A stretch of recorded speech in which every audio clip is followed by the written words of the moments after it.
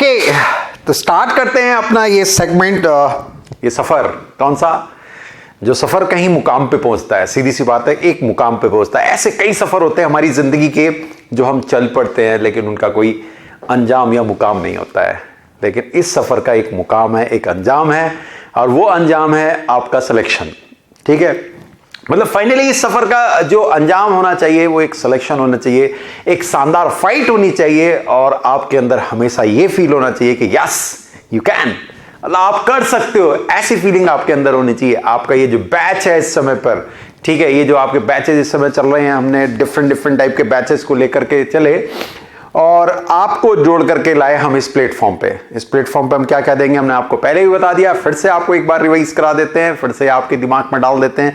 पहला, हमारे पास में रिकॉर्डेड वीडियोस आएंगी जो मॉर्निंग आज 9 बजे जैसे ओपन हो गई है से लेकर के कल सुबह 9 बजे तक रहेगी। मतलब ट्यूसडे 9 बजे तक ये वीडियो रहेगी, इसलिए आप इसे जल्दी से देख लें। एक बात। दूसरी बात कि आप इससे रिलेटेड जो टेस्ट है वो आज रात को 9 बजे ही होगा। हर बच्चे की अटेंडेंस जरूरी है, क्योंकि जैसे ही आप टेस्ट सबमिट करेंगे तो हमें पता चल जाएगा कि आपने टेस्ट दिया है या नहीं दिया है। और अगर आपने टेस्ट नहीं दिया है तो उसका एक लॉजिकल रीजन होना चाहिए, नहीं तो हम रेस्पॉन्सिबल नहीं है कि आप अच्छा करेंगे। और हम आपको कॉल करेंगे, हम आपके पेरेंट्स को कॉल करेंगे, डेफिनेटली कॉल करेंगे, भी ध्यान रखिएगा, क्योंकि this is the alternate of offline class. Offline class में भी शानदारपन। ऑफलाइन क्लास में कोई ध्यान नहीं रखता कि आप पढ़ रहे हो नहीं पढ़ रहे हो, क्या हो, बस थोड़ा सा देख लिया, अटेंडेंस देख ली। लेकिन यहां तो हमें रिजल्ट देना है। बहुत सारी निगाहें हैं इस वाले बैच पे, बहुत सारी निगाहें इस बैच पे। ठीक है, बीच बीच में मैं आपसे बातें भी करता रहूंगा, बीच बीच में मैं अपनी कहानियां भी बताता रहूंगा, बीच बीच में मैं अपने वो ट्रिक टेक्निक भी आपको बताता रहूंगा जिसकी वजह से मैं खुद सेलेक्ट हुआ था। और वो कभी कभी जिंदगी में आने वाले ऐसे मुकाम, ऐसे मोड़ जहां पर आप लोग सोचते हैं कि क्या ये केवल मेरे साथ है, वो सबके साथ होता है। आप में से जो बच्चे फिर से एग्जाम दे रहे हैं, रिपीट कर रहे हैं, तो वो इस चीज को मत सोच करके चले कि मेरे पास 400 थे, वो चले गए। क्योंकि जिसने इस बार सिलेक्शन लिया है और फिर से तैयारी करी, ध्यान दीजिएगा, जिस बच्चे ने इस बार फिर से तैयारी करी है 2019 में और सिलेक्शन लिया है, उसका पिछली बार स्कोर डेफिनेटली कम होगा, इसीलिए उसने इस बार तैयारी करी और सिलेक्शन ले लिया। It mean it is improving. उसने इंप्रूवमेंट लिया, चीजों को इंप्रूव कर लिया है। तो आपका लो स्कोर होने का मतलब यह नहीं कि आप अच्छे फाइटर नहीं हैं, आप सेलेक्ट नहीं हो सकते ना। लो स्कोर होने का मतलब है कि कुछ कमियां रह गई हैं, उन्हें दूर कर लेते हैं, कुछ ताकत और बढ़ा लेते हैं और फिर फाइट करते हैं, जीतते। ऐसी कहां पे युद्ध नहीं हुआ पूरी दुनिया में जो पहली बार में जीत गए? नहीं, ऐसे तो बहुत सारे युद्ध हुए, बहुत सारी फाइट हुई है। 1857 अपने इंडिया में कोशिश करी गई कि हम क्या हो जाए, आजाद हो जाएं, नहीं हो पाए। तो क्या उस दिन सारे लोग बैठ जाते कि अब तो हम आजाद ही नहीं हो सकते लाइफ में? फिर फाइट मारी, आजाद हो गए। तो है क्या कि अगर हम किसी कारण से पहली बार अचीव नहीं कर पाए, मैं उसे अनसक्सेस नहीं कहूंगा, मैं उसे फेल्योर नहीं कहूंगा। आपके स्कोर को कभी नहीं कहूंगा कि आप फेल्योर हैं, मैं कभी नहीं कहूंगा कि आप अनसक्सेस हैं। आप अचीव नहीं कर पाए हैं पहली बार, तो क्या अगली बार अचीव नहीं कर सकते? डेफिनेटली कर सकते हो यार, कर सकते हो। बस पहली बार अगर अचीव नहीं कर पाए तो कुछ कारण रहे होंगे। वो कारण 3 तरह के हो सकते हैं। पहला कौन सा? एजुकेशनली, मतलब आपने पढ़ाई नहीं करी। ईमानदारी से आ जाओ कि नहीं मुझे पढ़ना है, मुझे ये सब्जेक्ट कमजोर थे, ये कमजोर थे, वो हमारे साथ में पूरे करने हैं। दूसरा कोई बीमारी हो जाना, फिजिकली मतलब कि आप अचानक एग्जाम से पहले कुछ बीमार हो गए, कोई बात हो गई, ऐसा भी आपके साथ हो सकता है। ठीक है, ऐसा भी आपके साथ हो सकता है। और तीसरी जो सबसे इंपॉर्टेंट चीज है, जो सबसे ज्यादा इंपॉर्टेंट चीज है, वो आपको ध्यान देना है, वो है इमोशनली। हम कभी कभी ना इमोशनली फंस जाते हैं, कई सारे कारण होते हैं, धीरे धीरे मैं आपको बताऊंगा, आप जानते हैं। ठीक है, गर्लफ्रेंड बॉयफ्रेंड, ये एक छोटा सा कारण है। घर में इमोशनली किसी बात के ऊपर गुस्सा कर जाना है, सब कुछ कर जाना, ठीक है, सारी चीजें मायने रखती हैं, लेकिन इन्हें बैलेंस करना बहुत जरूरी है। इसलिए हमेशा मैं एक बात कहता हूं, IQ इंटेलिजेंसी से ज्यादा आपका EQ अच्छा होना चाहिए, इमोशनल क्वोशेंट, इमोशनली आप स्ट्रांग होने चाहिए। और ऐसा नहीं है जितनी 3 बातें मैं आपसे कह रहा हूं क्या मैंने फेस नहीं करी। I am achiever now, but मैं अचीवर नहीं था जिस दिन मैं अनसक्सेस फेल जिसे दुनिया कहती है, या कहेंगे अचीव नहीं कर पाया, मेरी लैंग्वेज में अचीव नहीं कर पाया। ऐसा मेरे साथ भी हुआ, मैंने अटेम्प्ट करा, मैं सेलेक्ट नहीं हो पाया फर्स्ट बार में, ठीक है। 12th के बाद में 12th के साथ साथ में सेलेक्ट नहीं हो पाया, 12th के बाद हुआ। तो इसका मतलब क्या हुआ, क्या मैं अचीवर नहीं हूं? आज मैं अचीवर हूं और डेफिनेटली अचीव किया है मैंने। तो अचीवर बनने के लिए आपको एक ही चीज का ध्यान रखना है कि जो आप पीछे की ओर अचीव नहीं कर पाए उसके कुछ कारण हैं, उन कारणों को रिमूव करेंगे, आगे की ओर बढ़ेंगे और बढ़ते जाएंगे, बढ़ते जाएंगे, बढ़ते जाएंगे, बढ़ते जाएंगे, बढ़ते जाएंगे, बढ़ते जाएंगे, बढ़ते जाएंगे। ठीक है, बात क्लियर? ये रहा एक WhatsApp number, this is my number, ये मेरा व्हाट्सएप नंबर है, ठीक है। और आप इस पर क्वेरीज भेज सकते हो, अपनी बातें भेज सकते हो, क्योंकि मेरे लेक्चर से रिलेटेड जो भी क्वेरी होगी वो आप इस व्हाट्सएप नंबर पे भेजोगे। ये किसी को शेयर मत करिएगा अपने अलावा, ठीक है, जो इस गोल्डन बैच में है उसके अलावा किसी को शेयर मत करिएगा, ठीक है। हम धीरे धीरे टेक्नोलॉजी को और स्ट्रांग करेंगे। अगर आप शेयरिंग करते हैं या आईडी पासवर्ड आप किसी और को शेयर करते हैं, किसी और मतलब जाकर के जिसे बोलते हैं डिवाइस में वो ओपन कराते हैं या करते हैं, तो डेफिनेटली ये मानिएगा कि आपके पुरानी सारे असाइनमेंट वैलिडिटी वो सब कैंसिल हो जाएगी। मतलब हम नहीं फिर जिम्मेदार होंगे कि आपका कोर्स कैंसिलेशन हो गया। मतलब आप एक बार ट्राई करें, ठीक है, दूसरा है आप यहां इन्फॉर्म करें कि मैं उस वाले डिवाइस में ट्राई कर रहा हूं क्योंकि मेरे इस वाले डिवाइस में कोई प्रॉब्लम आ रही है। लेकिन अगर ऐसा बार बार रेगुलर अगर आपका मिलेगा तो आपका कोर्स कैंसिलेशन हो जाएगा। आप कहेंगे सर फीस वापस मिलेगी क्या? वो कुछ नहीं पता, हो सकता ना मिले। तो इसलिए आप जिस डिवाइस में अपने टेस्ट को दे रहे हैं, जिस डिवाइस में आप चीजों को देख रहे हैं, जिस डिवाइस में आप वर्क कर रहे हैं उसी में ही वर्क करें। अगर आप दूसरे में चेंज करते हैं, इन कोड वगैरह को यूज करते हैं, सब कुछ करते हैं, तो आप हमें इन्फॉर्म करेंगे। दूसरी बात, आपका 9 बजे टेस्ट होगा, 10 बजे वीडियो सोल्यूशन आ जाएगा। उसके बाद आपको रैंक पोस्ट कर दी जाएगी कि आपका रैंक क्या है। वो रैंक ऐसे भी हो सकती है कि रात को मेल में आ जाए या मॉर्निंग में आ जाए, लेकिन आपके पास रैंक आ जाएगी। ये डेली ऐसा चलेगा, Monday, Tuesday, Wednesday, Thursday, Friday. Saturday को हम आएंगे आपके साथ लाइव, आपके स्पेशल बैचेस के साथ में, मतलब एक एक बैच के साथ एक एक मेंटर आपके साथ में होगा, ठीक है। मैं अभी कुछ 15 से 20 आपके इस बैच में 15 बच्चों का मेंटर मैं बनूंगा। 15 से 20 बच्चे जो भी बैठते हैं हमारे, क्योंकि इस बैच में 50 बच्चे हैं, उनमें से 15, 16, 17 जितने भी, उनका मेंटर मैं बनूंगा। अगले 10 दिन में, मतलब 15 तारीख से मैं दूसरे बच्चों का मेंटर बनूंगा, 25 तारीख के बाद मैं दूसरे बच्चों का मेंटर बनूंगा। तो इस तरह से मैं मेंटरशिप, हम लोग इस तरह से रोटेट होती रहेगी आपस में। जब हम मेंटर बनेंगे तो ऐसा नहीं है कि आप केवल केमिस्ट्री की प्रॉब्लम पूछ सकते हैं। जब मैं आपका मेंटर बनूंगा तो आप सारी प्रॉब्लम पूछ सकते हैं, केमिस्ट्री, फिजिक्स, ठीक है, और बायो, ठीक है। लेकिन यह है कि आपकी मेरी एक कम्युनिकेशन थोड़ी बेटर होगी, क्योंकि आप लोग एक बैच में जब 18-19 बच्चे मेरे पास होंगे, ऐसे दूसरे बैच, तीसरा बैच, चौथा है, तो मेरे पास में जो ये आप लोग कुछ बच्चे होंगे तो मैं उनसे फोनिकली 15 दिन में, वो 10 दिन में कम से कम एक दो बार बात तो कर सकता हूँ। आप अपनी बात रख सकते हैं, हम लोग डिस्कस कर सकते हैं और अच्छा फील कर सकते हैं। तो it will be very good. ये अपने आप में एक मतलब सुपर डुपर कॉन्सेप्ट होने जा रहा है, मतलब जिसको मतलब कुछ नहीं बोलते यार, अच्छा करने वाले हैं। फिर सैटरडे को जब हम लाइव आएंगे, आपसे बातचीत करेंगे, क्वेश्चन का डिस्कशन करेंगे। संडे हम आपके लिए कर देंगे बिल्कुल फ्री। और संडे के दिन जो पूरे वीक में हमने आपको वीडियोस दी थी, जिन्हें आप किसी वजह से अगर नहीं देख पाए, कोई बात है अगर ऐसा हो जाता है, तो वो आपके पास में फिर से 24 आवर्स के लिए अवेलेबल होंगी आपके पोर्टल पे। आप वहां से उन वीडियोस को फिर से देख सकते हैं, रिवाइज कर सकते हैं।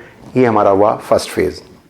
दूसरा फेज हम आपसे बाद में करेंगे थोड़े दिनों बाद क्विज का मतलब क्या है कि हम आपके साथ क्विजिंग करेंगे, आपके साथ लाइव आएंगे, आपसे फटाफट चैटिंग पे पूछेंगे कि ये बताइए आंसर, ये बताइए आंसर, ये बताइए आंसर, ठीक है। इस तरह से आपके पास में रहेगा। अभी कई बच्चे ये जानना चाह रहे थे कि सर दूसरे जो बच्चे हैं उनसे हम बातचीत कर पाएंगे नहीं, कि मतलब अपनी पढ़ाई की बात नहीं, बातचीत की चिंता बहुत बड़ी हो जाती है कि हमसे बात कर लेंगे या कुछ हो जाएगा। कुछ नहीं, अभी कुछ नहीं है, अभी चीजों को स्मूथ चलने देते हैं। फिर आपके इन्हीं बैचेस में से अलग अलग में से जो अच्छा परफॉर्म करेंगे उनको एक पर्टिकुलर पोर्शन में हम ले जाएंगे, ठीक है। फिर आपके फुल लेंथ, मतलब पूरे मंथ में फुल लेंथ टेस्ट भी आपके होंगे। फुल लेंथ का मतलब ये आपके बड़े टेस्ट 3-3 घंटे वाले टेस्ट होंगे आपके। एक महीने में अभी एक बार, फिर नेक्स्ट मंथ में 2 बार, फिर नेक्स्ट मंथ में 3 बार, उसके बाद में हर वीक 3-3 घंटे के टेस्ट आपके पास होंगे। तो इस बार एक टेस्ट आपका लास्ट में 3 घंटे का तीनों सब्जेक्ट का होगा, फिर उसके बाद में 2 होंगे, नेक्स्ट 3 होंगे, 4 होंगे, आगे की ओर हम फ्रीक्वेंसी बढ़ा देंगे। मतलब हमें जरूरत पड़ी तो हम हर 2 दिन में भी आपके टेस्ट लेंगे। तो we are the now responsible कि हम चीजों को अच्छा सा करके चलें, आपको ऐसा फील कराएं कि यस कोई जरूरत नहीं अब किसी और क्लास की। एक बात, ठीक है। दूसरी बात, जो आपकी अदर बुक्स की प्रॉब्लम्स हैं, मान लीजिए आपकी अदर बुक की कोई आप प्रॉब्लम पूछना चाहते हैं तो हम मना नहीं करते, ना हम करेंगे, लेकिन उसको हम लास्ट वीक में रखेंगे।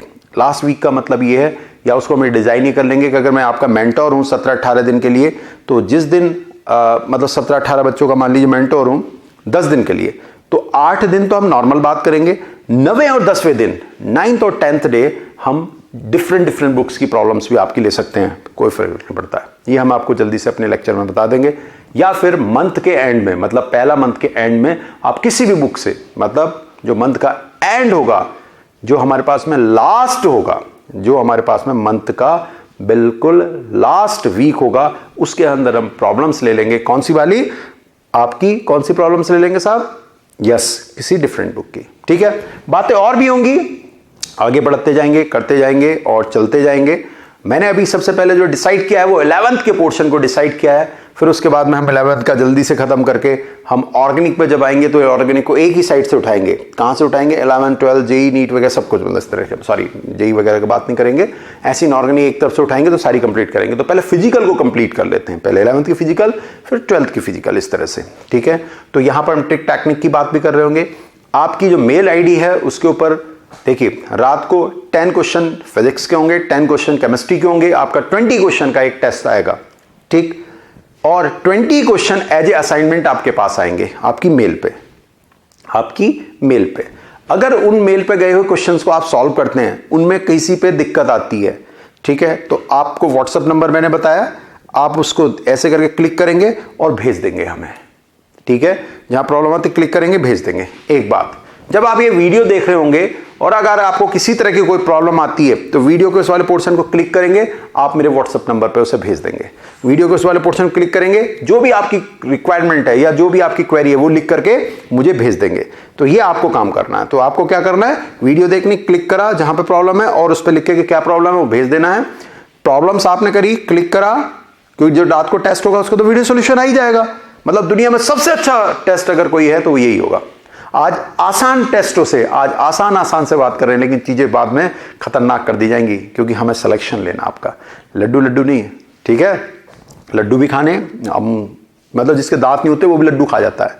ठीक है, और अखरोट भी फोड़ना, ध्यान रखना, दोनों का अपना अपना एक अलग टेस्ट है, अलग मजा है। ठीक है, तो हमें बात क्या करनी है, फिर उसके बाद आप मुझे जब क्लिक करके भेज देंगे व्हाट्सएप पे, तो मैं आपको उधर से आंसर दूंगा कि इस चीज का ये था, इस चीज का ये था।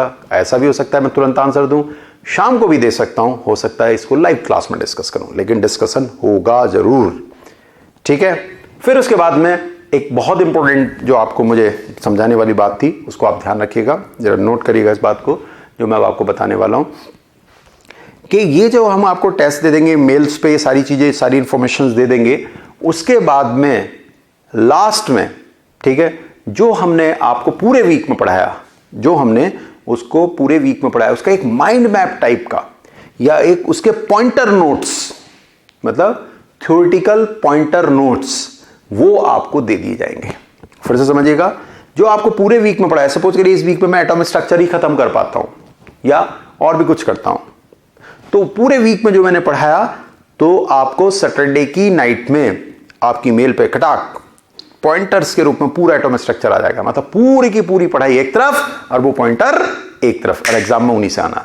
बस इन नोट्सों को, इन कॉन्सेप्ट को, इन चीजों को अपने तक रखना है, क्योंकि आप आपकी फिजिकल क्लास है। मतलब फिजिकल क्लास के अंदर आप पढ़ते हो, बाहर चले जाते हो, किसी को ये नहीं पता होता आपने अंदर क्या पढ़ा।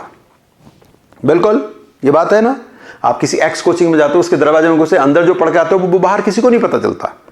ठीक है, ऐसे आप यहां जो पढ़े हो वो किसी और के रिस्पेक्टिव अगर जाएगा तो उसमें डेफिनेटली बहुत सारी क्वेरीज उठ सकती हैं। वो कहेंगे अरे यार ऐसा है यार वैसा है, अच्छा नहीं है बुरा नहीं है, मैं तो अच्छा पढ़ता हूं तू बेकार है, डिमोरलाइज होने के चांसेस भी हो सकते हैं। एक दूसरा, उसको इसका बहुत बड़ा बेनिफिट हो सकता है तो वो आपको पागल बना देगा, नहीं नहीं अच्छा नहीं है यार, और पता चला बाद में खुद अपने आप पढ़ रहा उन सब चीजों से। तो don't discuss, be relax, be cool, ठीक है। मैं सेल्फिश बनने वाली बात कहता हूं या प्रोफेशनल बनने वाली, कुछ भी मान लीजिए। आपको डीमोटिवेट नहीं होना है, क्योंकि दूसरे वाला जो इसको ज्वाइन नहीं करे हो वो पता नहीं इसके बारे में क्या कहे, कुछ नहीं पता, कुछ नहीं पता। क्योंकि ये कॉन्सेप्ट दुनिया का सबसे स्ट्रॉन्ग कॉन्सेप्ट बनने वाला है, मतलब फिजिकल क्लास का बहुत बड़ा अल्टरनेट, फिजिकल से भी सुपर डुपर, इसीलिए इसका नाम रखा गोल्ड। मतलब गोल्ड है, बिल्कुल गोल्डन चीज है एकदम से, ठीक है। तो ये सारी चीजें हो गई हैं, आपको फिर से रिवाइज करा देता हूं। 9 से 9 तक आपका होगा वीडियो रिलीज, फिर उसके बाद में रात को 9 बजे होगा टेस्ट, फिर उसके बाद में आपके पास में जो सबसे इंपॉर्टेंट बात है वो होगा वीडियो सॉल्यूशन, फिर उसके बाद में आपके पास में क्या होगा, क्वेश्चंस जाएंगे असाइनमेंट के रूप पे। आप क्लिक व्हाट्सएप पे मेरे को भेज सकते हैं, this is my WhatsApp number, जिसके ऊपर आप मुझे भेज सकते हैं अपनी बातचीत, अपने प्रॉब्लम्स, अपनी कोई भी ऐसी चीज, ठीक है। अगर मैं आपका मेंटर हूं तो भी, नहीं हूं तो भी, ठीक है। अगर मैं मेंटर हूं तो मैं आपके साथ अपनी तरफ से आपका इनिशिएट करूंगा बातचीत करने के लिए सारी चीजों का, ठीक है। फिर उसके बाद में आपका क्या होगा, वीक एंड पे आपको पॉइंटर नोट्स आएंगे उस चैप्टर के या उस कंटेंट के जो आपका कंप्लीट हुआ है। फिर होगा आपका 3 आवर मंथली टेस्ट, और लास्ट वीक में ली जाएंगी डिफरेंट बुक्स की प्रॉब्लम्स, ठीक है। तो थोड़ा समय लगेगा बातें समझाने में, आगे की ओर बढ़ते हैं और काम आगे की ओर स्टार्ट करते हैं। That is what atomic structure. हम बात करेंगे यहां पर एटॉमिक स्ट्रक्चर।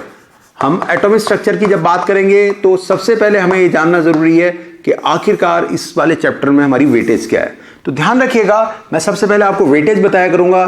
तो हमारे पास में 2 to 3 क्वेश्चंस हमारे पास में इसके अंदर फिक्स हुआ करते हैं, बिल्कुल फिक्स हैं, क्योंकि ये क्वेश्चन तो कभी कभी ये 4 तक भी गए हुए। कारण ये है क्योंकि ये फिजिक्स और केमिस्ट्री दोनों में कॉमन है। मैं स्कोरिंग टॉपिक्स को पहले लेकर के चल रहा हूं। फिजिक्स की और केमिस्ट्री की बात करें तो केमिस्ट्री में सारी बातें हैं, और फिजिक्स में मेन कॉन्सेप्ट जो है वो एनर्जी वाला है, स्पेक्ट्रम वाला है, जिसके ऊपर आराम से डिस्कशन करेंगे। हर साल क्वेश्चन आपका आया करता है। इस बार अगर हम बात करते हैं नीट पे तो टोटल एनर्जी हमारे पास में kinetic energy plus potential energy करके आपका टोटल एनर्जी का कॉन्सेप्ट आया था, यू टोटल। पिछले साल भी यही क्वेश्चन आया था, मतलब सेम क्वेश्चन 2 बार आपके साथ रिपीट हो चुका है, सेम क्वेश्चन 2 बार रिपीट हो सकता है, ठीक है, हो चुका है। तो इसलिए केमिस्ट्री में इस बार 1 क्वेश्चन था, तो अगली बार हो सकता है केमिस्ट्री में ज्यादा क्वेश्चन आ जाए इसके अंदर, ठीक है, लेकिन इसको 3 से 4 आना पड़ता है। तो आगे बढ़े तो हमें क्या क्या क्वेश्चंस पे ध्यान देना। सबसे पहले आज तो मैं बेसिक बात करूंगा अबाउट द एटम्स। हम बात करेंगे अबाउट द एटम्स, हम एटम की बात करेंगे, उससे रिलेटेड क्वेश्चन हो सकता है हमारे पास में। दूसरी बात, हमारे पास में फोटोन से रिलेटेड जितनी भी बातें हैं उससे क्वेश्चन आता है।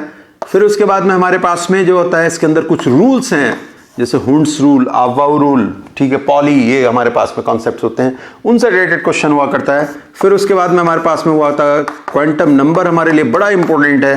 फिर एनर्जी का स्पेक्ट्रम की बात है, एक क्वेश्चन यहीं पे हमारे पास में आया करता है, ऑर्बिट, ऑर्बिटल, इन सब से बात हम करते हैं, ऑर्बिटल, ऑर्बिट, इन सब की हम बात करते हैं, तो उससे भी हमारे पास में क्वेश्चन आया करता है। आप में से बहुत सारे बच्चे इस चैप्टर को जानते होंगे, वो सोचते होंगे इसको एक्सेप्ट कर देते हैं, कोई बात नहीं, आप कर दीजिए, ठीक है। हमें तो हर बच्चे को लेकर चलना है, कहीं पे आप चैप्टर को गौर से पढ़ रहे होंगे, कहीं पे आप आगे बढ़ रहे होंगे, लेकिन रात को आपको टेस्ट देना जरूर है, ये ध्यान रखे रहेंगे। फिर उसके बाद में हमारे पास में इसमें एक और बात होती है, that is related with notes. ये हमारे पास में इसके अंदर मेन फोकस चीजें हुआ करती हैं अबाउट द एटम, फोटॉन्स वगैरह। तो मैं आज के लेक्चर को थोड़ा फास्ट फॉरवर्ड लेकर के चलूंगा, क्योंकि आज बेसिक कहानी है और वो रिलेटेड है हमारे पास में किससे, अबाउट द एटम। अब हम अबाउट द एटम की जब बात करते हैं तो एटम के बारे में क्या क्या क्वेश्चंस बन सकते हैं उनके लिए भी हम बात करेंगे, और कैसे कैसे क्वेश्चंस बन सकते हैं।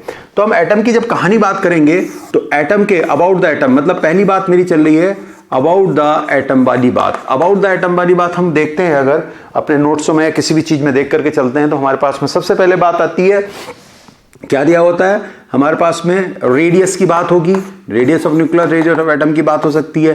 फिर हमारे पास में रदरफोर्ड का कॉन्सेप्ट हो सकता है, अल्फा बीटा गामा से रिलेटेड हो सकता है, ई बाया एम से। ये मैं आपको बहुत यूनिक चीज दे रहा हूं, कहीं नहीं मिलेगी। सबसे इंपॉर्टेंट के क्वेश्चन बनते कैसे हैं, मतलब कौन कौन से क्वेश्चन बन सकते हैं। कल को आपका अगर कहीं पे इंटरव्यू होने लगता है और आपको ये पता चल जाए कि उस इंटरव्यू में ये क्वेश्चन पूछे जाएंगे तो आप बड़े हैप्पी होकर जाएंगे, और अगर आपको ये नहीं पता क्या क्वेश्चन पूछे जाएंगे तो आप कहीं ना कहीं टेंस होकर के जाएंगे। ठीक है, अब हमारे पास में क्या है, अल्फा बीटा गामा हो गया, उसके बाद में हमारे पास में ये आपकी बात हो गई, ये बात हो गई। फिर उसके बाद में हमारे पास में क्या होता है, आयनिक रेडियस।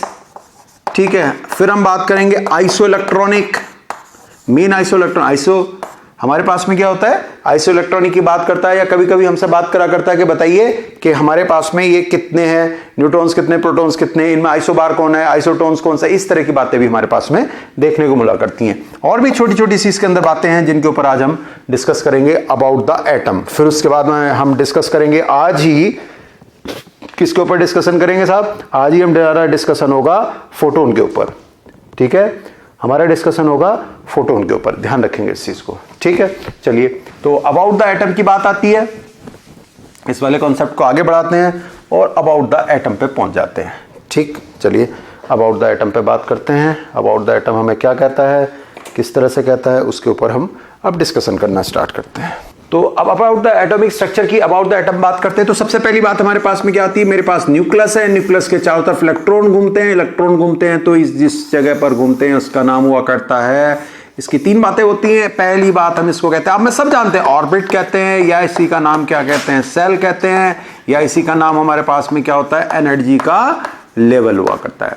ठीक है, ऑर्बिट, सेल, एनर्जी लेवल। ठीक है, उसके बाद में हम जब बात करेंगे तो हमारे पास में सबसे ज्यादा इंपॉर्टेंट बात इसके अंदर आया करती है कि यहां पर जितनी भी बात है, ये ऑर्बिट, सेल, एनर्जी लेवल, तो हम इसको किस तरह से देखते हैं, हमारे पास में एनर्जी होगी 1 2 3 4, ये हमारे पास में क्या कहलाते हैं, ऑर्बिट कहलाया करते हैं। ठीक है, ये हमारे पास में क्या कहलाते हैं, ऑर्बिट कहलाया करते हैं।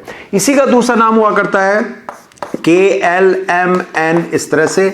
इसी का दूसरा, इससे नेक्स्ट जो अगर हमसे बात करने लगेंगे कि भाई इससे नेक्स्ट नाम इसका क्या होगा, तो वो हमें कुछ नहीं पता कि भाई KLMN का नाम क्या हुआ करता है, बल्कि हम ये कहते हैं फर्स्ट ऑर्बिट, सेकंड ऑर्बिट। तो ध्यान रखना, कोई क्वेश्चन कभी भी ऐसा नहीं आएगा कि what is the mean of K, what is the mean of L, what is the mean of M और N, इसका कभी भी कोई जिक्र नहीं होगा। इस चीज को ध्यान रखिएगा, कभी इसके ऊपर भी क्वेश्चन आप सॉल्व करने लगे तो इसको ऑर्बिट कहते हैं। ठीक है, अब हमारे पास में क्या है, न्यूक्लियस के बारे में थोड़ी जानकारी ले लेते हैं। न्यूक्लियस के बारे में जानकारी है कि न्यूक्लियस के लिए आएगा, रेडियस ऑफ न्यूक्लियस क्या हुआ करती है, तो वो 10⁻⁻15 के ऑर्डर में हुआ करती है।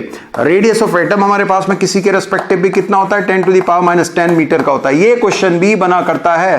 क्वेश्चन क्या बना करता है, volume of nucleus upon volume of atom. अब वॉल्यूम का मतलब क्या होगा, 4/3 पाई आर न्यूक्लियस का क्यूब, और यहां क्या होगा 4/3 पाई आर एटम का क्यूब। इसके रेस्पेक्टिव हम बात कर रहे होंगे। ठीक है, अब हमारे पास में जो नेक्स्ट इसके अंदर एक बहुत इंपॉर्टेंट बात आती है जिसको हम कहते हैं कि सुपर डुपर बात है, वो ये है कि किसी भी न्यूक्लियस की रेडियस की अगर हम जिक्र करेंगे तो वो होगा एटॉमिक, ये एटॉमिक वेट उसके अंदर कंसीडर किया। This is not atomic number, this is atomic weight. A atomic weight से रिप्रेजेंट किया जाता है, जिसके बारे में थोड़ी देर में हम जिक्र करेंगे। ZXA, ए हमारे पास में क्या होता है, प्रोटॉन प्लस न्यूट्रॉन, और Z बराबर होता है केवल प्रोटॉन। तो ए हमारे पास है। मान लीजिए कल को मैं एल्यूमिनियम का जिक्र करता हूं कि एल्यूमिनियम की रेडियस कितनी है न्यूक्लियस की, तो ये वाली वैल्यू तो हमारे पास में फिक्स है, 1.33 इंटू 10⁻⁻15 होती है। किसकी वैल्यू, R0 की। R0 की वैल्यू होती है 1.33 इंटू 10⁻15।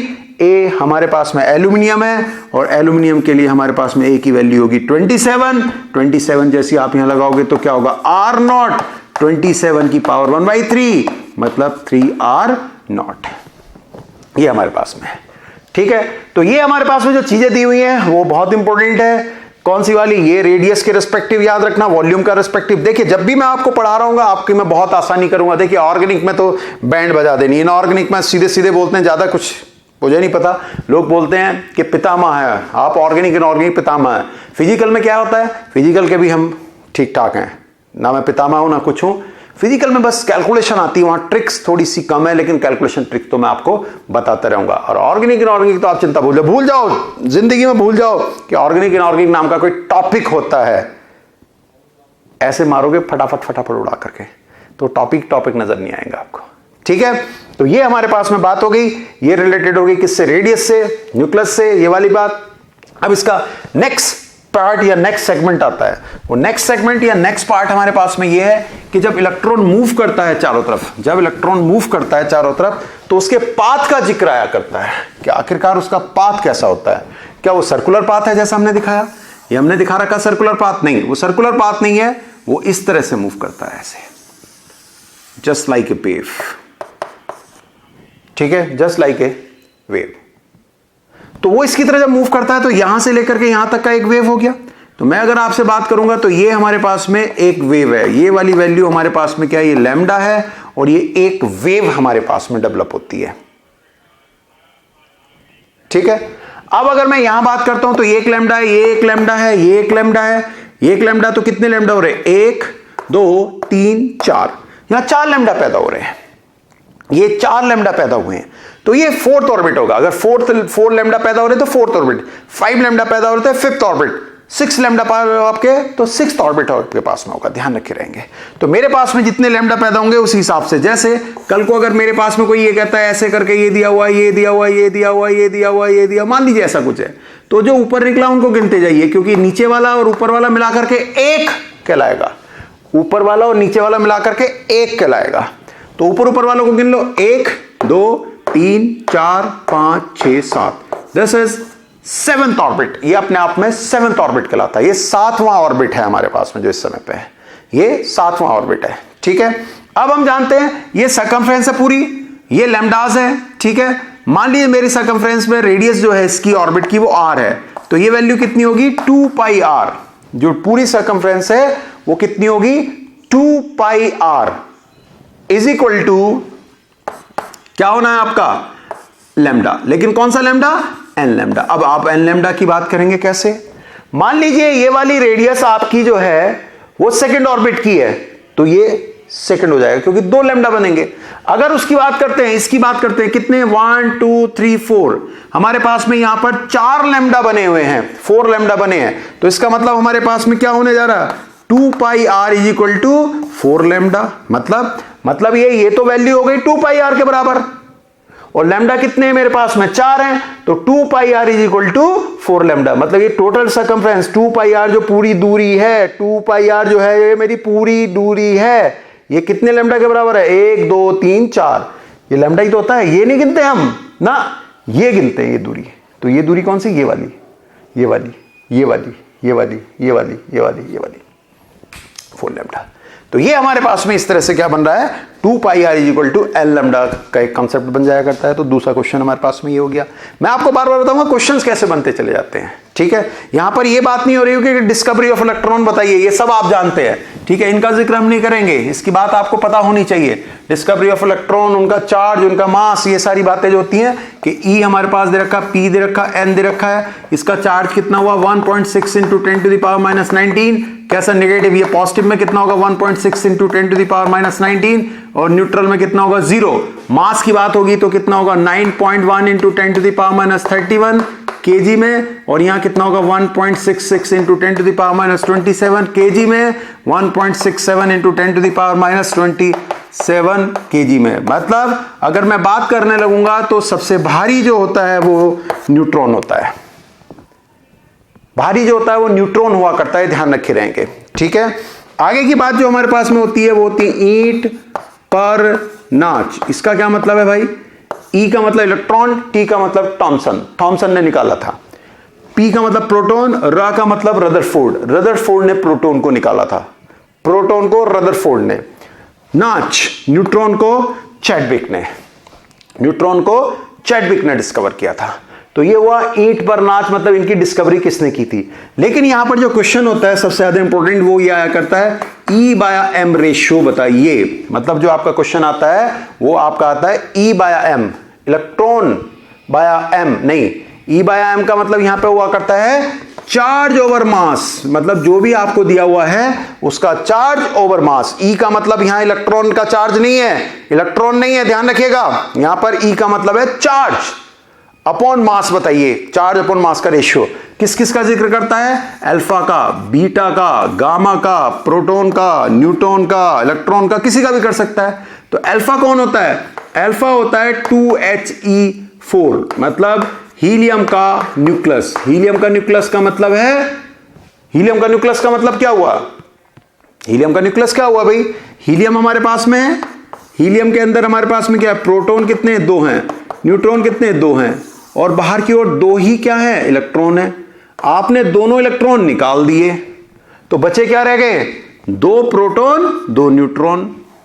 भाई क्या था? 2 प्रोटॉन 2 न्यूट्रॉन 2 इलेक्ट्रॉन। आपने बाहर से क्या करा? 2 इलेक्ट्रॉन निकाल दिए तो बचा क्या रह गया? केवल न्यूक्लियस। तो उसे लिखेंगे क्या हम? He++। उसको हम क्या बोलते हैं? Alpha particle. चार्ज कितना होगा? 2 पॉजिटिव इलेक्ट्रॉन, मतलब पॉजिटिव है 2 इलेक्ट्रॉन के बराबर, क्योंकि एक इलेक्ट्रॉन निकलेगा एक ई, दूसरा इलेक्ट्रॉन निकलेगा दूसरा ई। ठीक है। मास कितना होगा? मास हमारे पास में कितना हो रहा है? 2 प्रोटॉन 2 न्यूट्रॉन। टोटल कितना हो रहा है? 4 है इसके अंदर। कितने हैं?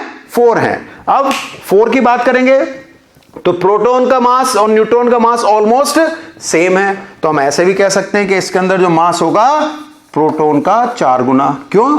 क्योंकि भैया इन दोनों का मास अगर इक्वल मान लेते हैं तो 2 प्रोटॉन 2 न्यूट्रॉन का मतलब लगभग 4 हो गए। तो हमारे पास में 4 प्रोटॉन के बराबर क्या हो जाएगा? मास हो जाएगा। ये हो गई बात। अब बात आती है बीटा पार्टिकल की, कि बीटा पार्टिकल क्या होता है? Beta particle just like electron, बिल्कुल, मतलब चार्ज हमारे पास में क्या होगा? इलेक्ट्रॉन के बराबर नेगेटिव, और मास हमारे पास में क्या होगा? इलेक्ट्रॉन के बराबर 9.1 इंटू 10⁻31। That's it. ये हो गई हमारे पास में बात। तो एक क्वेश्चन हमारे पास में कहां से बनता है? एक क्वेश्चन हमारे बनता है E/m करके लिखा होगा, लेकिन उसमें E/m का मतलब होता है ऊपर रखिए चार्ज नीचे रखिए मास। जैसे अल्फा पार्टिकल के लिए अगर मैं बात करूंगा तो अल्फा पार्टिकल का चार्ज कितना होगा आपका भैया? 2 इलेक्ट्रॉन, और मास कितना होगा? 4 time of proton. This is clear, this is clear. Neutron के लिए अगर बात करेगा, न्यूट्रॉन के लिए क्या होगा साहब? न्यूट्रॉन के लिए चार्ज कितना होगा? ऊपर 0 और नीचे क्या होगा? प्रोटॉन के बराबर लगभग मास।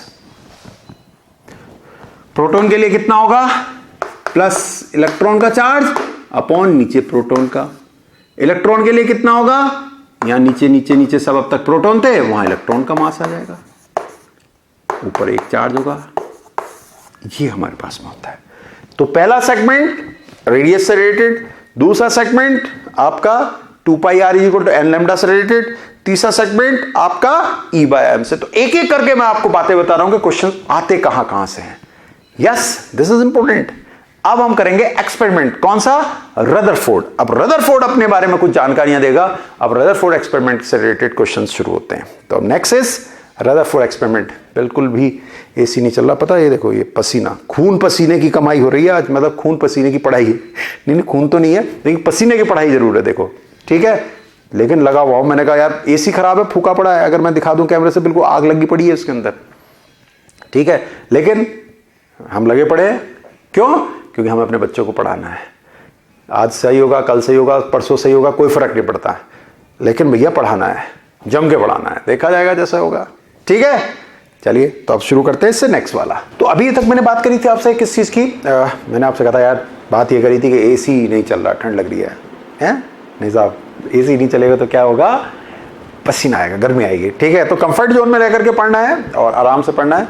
तो हमने बात करी थी अभी तक, क्या बात करी थी? हमने बात कर ली थी आपकी ऑर्बिट के बारे में, रेडियस के बारे में, नंबर ऑफ ऑर्बिट, वेव्स, इन सब के बारे में। अब हम बात कर रहे हैं एक्सपेरिमेंट के बारे में।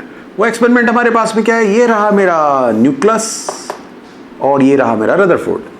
अब रदरफोर्ड ने हमारे पास में 5 बातें करी। रदरफोर्ड का अगर क्वेश्चन आ गया तो बहुत इंपॉर्टेंट है। पहला, इसका एक्सपेरिमेंट किस चीज के लिए था? आखिरकार रदरफोर्ड का एक्सपेरिमेंट किस चीज के लिए था? तो रदरफोर्ड का जो एक्सपेरिमेंट था वो न्यूक्लियस के फाइंड करने के लिए था। ध्यान रखिएगा, न्यूक्लियस के फाइंड करने के लिए रदरफोर्ड का एक्सपेरिमेंट था। किस चीज को उसने यूज करा? अल्फा पार्टिकल और गोल्ड फॉइल। किसको यूज करा? अल्फा पार्टिकल और गोल्ड फॉइल, ठीक है। गोल्ड को क्यों यूज करा? अल्फा को क्यों यूज करा? गोल्ड को इसलिए यूज करा कि गोल्ड ही अपने आप में एक ऐसा है जिसकी बहुत पतली शीट बनाई जा सकती है, जिसकी बहुत पतली शीट बनाई जा सकती है। पतली शीट का फायदा क्या था? पतली शीट का फायदा ये था कि पूरी शीट के अंदर एक एक एटम एक ही लाइन में आ जाए, एक ही लाइन में एक एक एटम आ जाए। ये इसका रीजन था। That's it, that's it, that's it, that's it. ये हो गया, एक एक लाइन में एक एक एटम आ जाए, ये इसका सबसे बड़ा कारण था गोल्ड फॉइल का, ठीक है। अब हमारे पास में जो बात आती है वो बहुत इंपॉर्टेंट आती है क्या कि यहां से हमारे पास में जैसे अल्फा पार्टिकल जाएगा, तो अल्फा पार्टिकल क्यों लिया गया? गोल्ड एक तो आपका इसलिए लिया गया क्योंकि बहुत पतली शीट बन सकती है। अगर आपको मैं बताने लगूं तो 1 मतलब 1 तोला जिसे बोलते हैं 10 ग्राम, 10 ग्राम अगर गोल्ड ले लेते हैं और उसका तार अगर हम खींचने लगे पतला सा, मतलब यहां से लेके कहां तक जा सकता है, तो 60 किलोमीटर लंबा जा सकता है साहब। 60 किलोमीटर लंबा तार बनाया जा सकता है। कांट इमेजिन कितना लंबा तार बनाया जा सकता है। तो 60 किलोमीटर लंबे तार को बनाया जा सकता है। तो इसलिए हमने गोल्ड को लिया कि बहुत पतला खींचा जा सकता है। जब हम बहुत पतला करके खींच रहे थे तो ये हमारे पास में एक ही लाइन के अंदर में आ गया, सब कुछ एक ही लाइन के अंदर में आ गया। अब अल्फा पार्टिकल क्यों लिया? गोल्ड का एक कारण ये था, गोल्ड का दूसरा कारण था इसका न्यूक्लियस होता है हैवी, इसका न्यूक्लियस बहुत भारी होता है।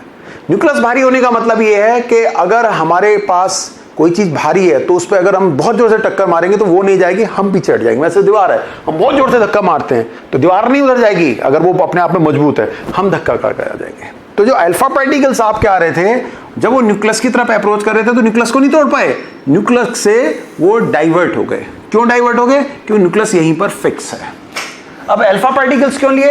अल्फा पार्टिकल्स को लेने का सबसे बड़ा कारण था एक तो उनका पॉजिटिव चार्ज होना, अपने आप में कैसे हैं वो? पॉजिटिवली चार्ज्ड हैं। अल्फा पार्टिकल अपने आप में कैसे हैं? पॉजिटिवली चार्ज्ड हैं। एक तो पॉजिटिव चार्ज होने से क्या होगा? न्यूक्लियस के बारे में पता चलेगा क्या कि जैसे पॉजिटिवली चार्ज चीज वहां पर गई और रिपेल होगी तो इसका मतलब इससे पता चला कि न्यूक्लियस कैसा पॉजिटिवली चार्ज है। ठीक है। दूसरा, अपने आप में भारी होता है। मतलब कोई चीज अगर मैं लेता हूं, मान लीजिए यहां से मैंने क्या लिया, एक कागज का टुकड़ा गोल गोल बनाया और फेंक के मारा, तो हल्का होगा। जब वो हल्का होगा तो उसके डाइवर्ट होने के चांसेस ज्यादा हो रहेंगे, और अगर कोई भारी है तो उसके डाइवर्ट होने के चांसेस कम है। तो जैसे ही मैं उसे फेंक के मारता हूं तो उसकी अप्रोच बहुत ज्यादा होगी, मतलब वो बहुत ज्यादा क्लोज पहुंच जाएगा आपके साथ, वो बहुत ज्यादा क्लोज पहुंच जाएगा। ठीक है। तो हमारे पास में क्या हुआ कि अल्फा पार्टिकल बहुत ज्यादा क्लोज जा सकता है। अब इसके अंदर जो मेन क्वेश्चन था वो ये था कि कुछ पार्टिकल्स आपके सीधे सीधे निकल गए, इससे ये पता चला कि ये बहुत ज्यादा वैकेंट है। कुछ डाइवर्ट हो गए, कुछ वापस आ गए। वापस आने का मतलब क्या है? न्यूक्लियस बहुत ज्यादा हैवी है। जैसे मैं एक बॉल लूंगा, दीवार पे मारूंगा, वापस आ गई, इसका मतलब दीवार भारी है, हैवी है, इसलिए वो वापस आ गई। डाइवर्ट होने का मतलब वो पॉजिटिवली चार्ज है। और अगर मैं यहां की बात करता हूं और ये थीटा एंगल पर डाइवर्ट होते हैं, तो मेरे पास में नंबर ऑफ पार्टिकल जो डाइवर्ट हुए हैं वो प्रोपोर्शनल टू होगा 1/sin θ/2 की power 4, n proportional to 1/sin θ/2 की power 4। This will be the number of particles जो डाइवर्ट हुए हैं। तो ये रहा रदरफोर्ड का एक्सपेरिमेंट। ये कहानी खरी हमने खत्म रदरफोर्ड की, इससे ज्यादा इसके बारे में कुछ नहीं आता है। अब बात आती है जो नेक्स्ट क्वेश्चन बनते हैं, वो 3 फेज क्वेश्चन हम बात कर लेंगे। वो है हमारा कोई भी रिप्रेजेंटेशन ZXA, इससे हमारे पास में क्या क्या चीजें बनती है? इससे हमारे पास में बना करता आइसोटोप्स की कहानी, हमारे पास में कहानी बना करती आइसोबायर्स की, आइसोन्यूट्रॉनी की, आइसोन्यूट्रॉनी जिनमें न्यूट्रॉन सेम होंगे। ठीक है। उसके बाद में हमारे पास में कौन सी बनती है? आइसो इलेक्ट्रॉनिक, और एक होता है सबसे इंपॉर्टेंट आइसोडैर्फस। हमारे पास में आइसोडैर्फस होते हैं। अभी बात करेंगे एक एक करके सबकी। आइसोटोप्स हमारे पास में जिनका एटॉमिक नंबर सेम, क्या सेम है? Atomic number. ठीक है। आइसोटोप्स हमारे पास होते हैं, एटॉमिक नंबर सेम होगा तो उनका पीरियड में जो प्लेस है वो भी सेम होगा, और साथ में जब पीरियड का अगर हम बात करते हैं ग्रुप या पीरियड, तो ग्रुप भी सेम होगा, पीरियड भी सेम होगा। ग्रुप और पीरियड अगर वही होता है तो केमिकल प्रॉपर्टीज सेम होती हैं, क्योंकि केमिकल प्रॉपर्टीज एटॉमिक नंबर पे डिपेंड करती हैं। तो हमारे पास में एटॉमिक नंबर पे जैसे 1H1 हो गया, 1H2 हो गया, 1H3 हो गया, ये हमारे पास में होकर के आ गए।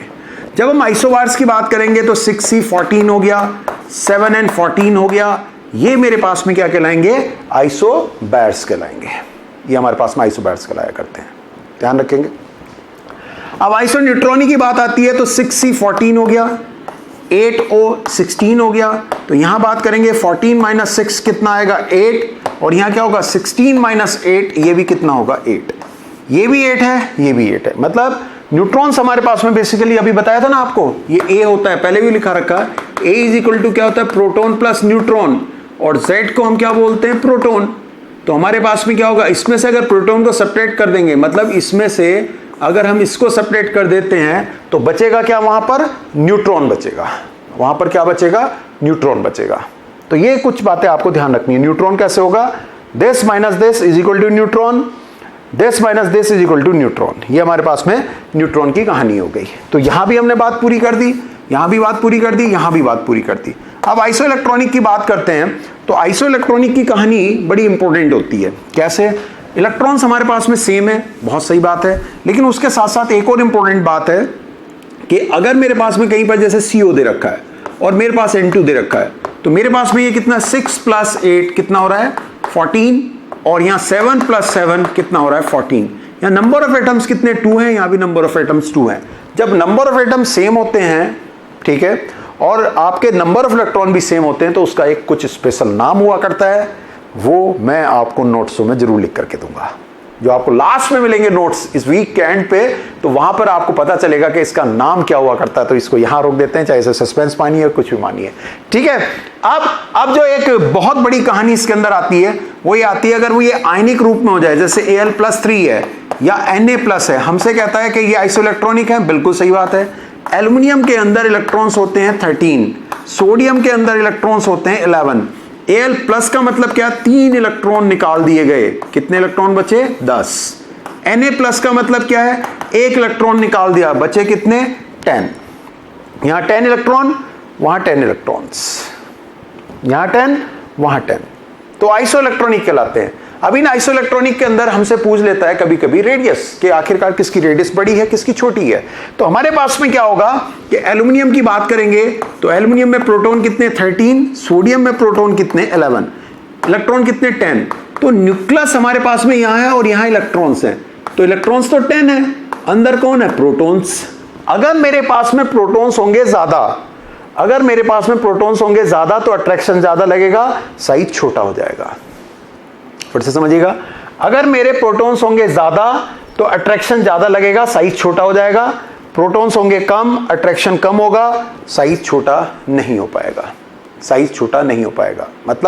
मतलब ये कि इसका साइज इससे छोटा होगा, मतलब Na+ की रेडियस Al+ की रेडियस से क्या होगी, बड़ी होगी, बड़ी होगी। ये बड़ा इंपॉर्टेंट क्वेश्चन हो गया, ठीक है। एक और बात आपको समझाते हैं, फिर वही बात है, प्रोटॉन को देखना है हमें, किसे देखना है, केवल प्रोटॉन्स की कहानी को देखना है। हम अगर बात करेंगे किसकी, मेरे पास C4- है, O2- है और N3- है।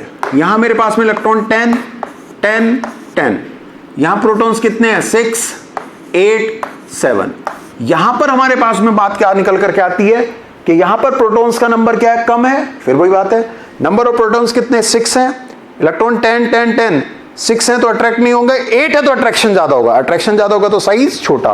तो किसका साइज छोटा होने जा रहा है, साइज छोटा होने जा रहा है इसका। तो सबसे बड़ा साइज किसका, A C then B, that's it. ये हुआ साइज के रिस्पेक्टिव। तो आइसोइलेक्ट्रॉनिक, आइसोटॉप्स और ये सारी बातें हुई, ठीक है, और इनके साइज से रिलेटेड बात हो गई। अब इसमें और कौन सा क्वेश्चन बनता है, एक क्वेश्चन और आपका बना करता है कि हमें परसेंटेज के रूप में प्रोटॉन और न्यूट्रॉन के बारे में जिक्र करेगा। कैसे, वो हमसे कह देगा एक जगह पर हमारे प्रोटॉन्स 20 थे, न्यूट्रॉन्स हमारे पास में जो हैं वो कुछ भी बोल सकता है, वो कहेगा 20% मोर देन प्रोटॉन, प्रोटॉन से 20% मोर है। तो बताइए क्या होगा। तो ऐसे केस में हम क्या करते हैं, ZXA करके करते हैं। Z की वैल्यू हमारे पास में कितनी है 20 है, A का मतलब हमारे पास में क्या है, प्रोटॉन प्लस न्यूट्रॉन है। A का मतलब एटॉमिक मास जो हमारे पास में यहां दिया वो प्रोटॉन प्लस न्यूट्रॉन के बराबर है। अब यहां प्रोटॉन प्लस न्यूट्रॉन की बात आती है तो ये तो हो गए 20। अब बात आती है न्यूट्रॉन की, तो neutron upon proton, neutron upon proton, तो हमने क्या कहा है, ध्यान दीजिएगा, neutrons are 20% more than protons. तो प्रोटॉन मेरे पास में कितने हैं 100, न्यूट्रॉन्स मेरे पास में कितने हो जाएंगे 120। फिर से समझिए, न्यूट्रॉन्स मेरे पास में कितने, प्रोटॉन्स कितने हैं मेरे पास 100, न्यूट्रॉन्स मेरे पास में कितने हो जाएंगे 120। तो अगर मैं इस कहानी को यहां पर देखता हूं और न्यूट्रॉन्स की वैल्यू निकालने की कोशिश करता हूं, तो प्रोटॉन मेरे पास में कितने 20 हैं, ये 12 हुआ, ये 10, तो न्यूट्रॉन्स हमारे पास में यहां कैंसिल हुआ, तो कितने होंगे 24। तो न्यूट्रॉन्स हो गए 24, तो न्यूट्रॉन्स हो गए 24 हो गए, तो ये वैल्यू आई 44। तो वैल्यू हमारे पास में क्या आती है, प्रोटॉन्स का नंबर मेरे पास में कितना है 20, x44, दैट्स इट आंसर। फिर से समझते हैं, न्यूट्रॉन अपॉन प्रोटॉन। न्यूट्रॉन कितने, प्रोटॉन अगर 100 है तो वो आपके 120 है, उसके 20% मोर है। हमारे पास में जब हम यहां की बात कर रहे हैं, क्या बात कर रहे हैं कि मेरे पास में जो Z दे रखा है वो 20 दे रखा है, वो 20 रख दिया आपने, प्रोटॉन 20 है, न्यूट्रॉन निकल गए, आंसर आ गया। तो एक इस तरह का क्वेश्चन बनता है, इसको इसी तरह से निकालिएगा मैथमेटिकल कैलकुलेशन में। जैसे एक और क्वेश्चन हमारे पास में आ सकता है, वो हमसे कह सकता है कि हमारे पास में एक बाइवेलेंट कैटायन है, एक हमारे पास में बाइवेलेंट कैटायन है। बाइवेलेंट कैटायन का मतलब क्या है, उस पर 2 प्लस प्लस आ जाने हैं। हमारे पास में एक बाइवेलेंट कैटायन है, ठीक होगी बात क्लियर। दूसरी जो इंपॉर्टेंट बात इसके अंदर है, वो जो आपको मैं समझाना चाहता हूं, उस पर जरा ध्यान दीजिएगा। मेरी तरफ से एक बहुत इंपॉर्टेंट बात आपके लिए है, उस पर हमें ध्यान देना है। वो क्या ध्यान देना है कि बाइवेलेंट हमारे पास कैटायन है और उसने हमसे कह दिया कि जो इलेक्ट्रॉन्स का नंबर है, ठीक है, इलेक्ट्रॉन्स का जो नंबर है या न्यूट्रॉन्स का जो नंबर है, कुछ भी कह सकता है, न्यूट्रॉन्स का नंबर जो है वो आपका 20% या हमसे कह देगा 30% मोर है, किससे, इलेक्ट्रॉन से। न्यूट्रॉन्स का नंबर 30% मोर है इलेक्ट्रॉन से। प्रोटॉन्स की वैल्यू हमें दे देगा, हमसे कह देगा प्रोटॉन हमारे पास में कितने 40 हैं, ऐसे करके बोल सकता है, प्रोटॉन हमारे पास में कितने 40 हैं। ठीक है साहब, क्या होने जा रहा है, होने ये जा रहा है कि इलेक्ट्रॉन्स, क्योंकि ये कैटायन है तो इसका मतलब क्या हुआ, इलेक्ट्रॉन्स कम हुए होंगे, ठीक है, प्रोटॉन्स अभी भी उतने ही होंगे। तो इलेक्ट्रॉन्स अब कितने हो गए होंगे, जितने प्रोटॉन थे, प्रोटॉन मान लीजिए मेरे पास में 8 थे, तो इलेक्ट्रॉन मेरे पास में कितने हो गए होंगे, 6 हो गए होंगे। तो जितने प्रोटॉन थे उसमें से कितने घटा दिए जाएंगे, 2 घटा दिए जाएंगे। फिर से समझिए, हमसे क्या कह रहा है कि number of electron proton equal होते हैं किस केस में, न्यूट्रल के केस में। लेकिन उसने क्या कहा, 20% हमारे पास में क्या है, न्यूट्रॉन मोर देन है इलेक्ट्रॉन से, और ये अपने आप में कैसा एक बाइवेलेंट कैटायन है। बाइवेलेंट मतलब 2 चार्ज हमने निकाल दिए हैं। हमसे कह रहा है प्रोटॉन हमारे पास में इस समय 40 है, या फिर हमसे ये कह सकता है, तो यहां 40 रख देंगे और यहां कितना होगा 2, ये हो गया electrons. Is this clear, 30% more है न्यूट्रॉन्स, तो neutrons upon electrons is equal to, जी न्यूट्रॉन्स ही तो चाहिए क्योंकि मुझे कंपाउंड रिप्रेजेंट करना, तो क्या होगा, प्रोटॉन एक्स ए की वैल्यू क्या होगी, प्रोटॉन प्लस न्यूट्रॉन, न्यूट्रॉन की वैल्यू क्या है, 30% मोर है, तो 30%, और यहां पर इसकी वैल्यू कितनी है, 38। ओह आई एम सॉरी, ये इलेक्ट्रॉन अगर 100 है तो न्यूट्रॉन कितने हैं, 130 है। फिर से समझिए, इलेक्ट्रॉन अगर 100 है तो न्यूट्रॉन कितने हैं, 130 हैं। इलेक्ट्रॉन मेरे पास में कितने हैं, 38 हैं। इलेक्ट्रॉन को 38 को यहां रख दो, न्यूट्रॉन निकल के आगे, आंसर आ गया।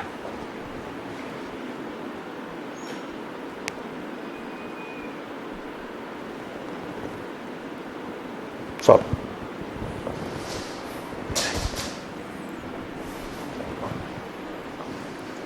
या फिर वो आपसे कह सकता था कि ए की वैल्यू जो है वो 90 है, ए की वैल्यू 90 है, ए दिया हुआ है, तो जब ए की वैल्यू 90 है तो यहां 90 लिखते, ठीक है, यहां से न्यूट्रॉन निकालते, यहां से हम न्यूट्रॉन निकालते, ठीक है। प्रोटॉन्स को हम क्या करते, जब प्रोटॉन्स नहीं दिए हैं तो प्रोटॉन -2, मतलब यहां रखते कैसे, n upon p - 2 is equal to 130 upon 100।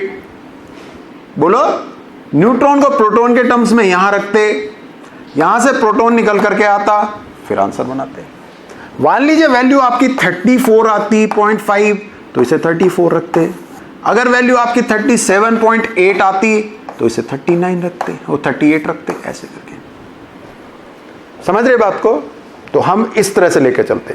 तो दिस इज वेरी इंपॉर्टेंट, हमारे पास में ये वैल्यू दी है। परसेंटेज को हमेशा ऐसे ही निकालेंगे, कैसे, जिसके बारे में दिया है वो 100 और जिसको इंक्रीज और डिक्रीज करा है उसको उसी हिसाब से ऊपर लिख देंगे। 30% मोर मतलब 100 का 30% मोर कितना हुआ, 130 हो गया। सॉल्व, कहानी तो सॉल्व हो गई।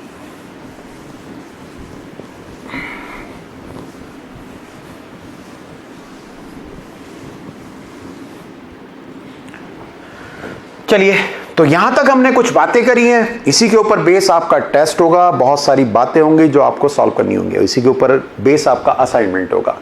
इजी था, आसान था, मैं जानता हूं, लेकिन अब इससे थोड़ी सी बात आगे की ओर बढ़ा करके चलते हैं। हम अपनी कॉन्सेप्ट पे चल जाते हैं। वो हमारे पास में कौन सा होता है? फोटोन का कॉन्सेप्ट। फोटोन का हम फोटो इलेक्ट्रिक कॉन्सेप्ट को आज नहीं ले रहे हैं, हम केवल बेसिक फोटोन के कॉन्सेप्ट को लेकर के चल रहे हैं, डी ब्रॉगली वेवलेंथ के कॉन्सेप्ट को लेकर चल रहे हैं। That's it.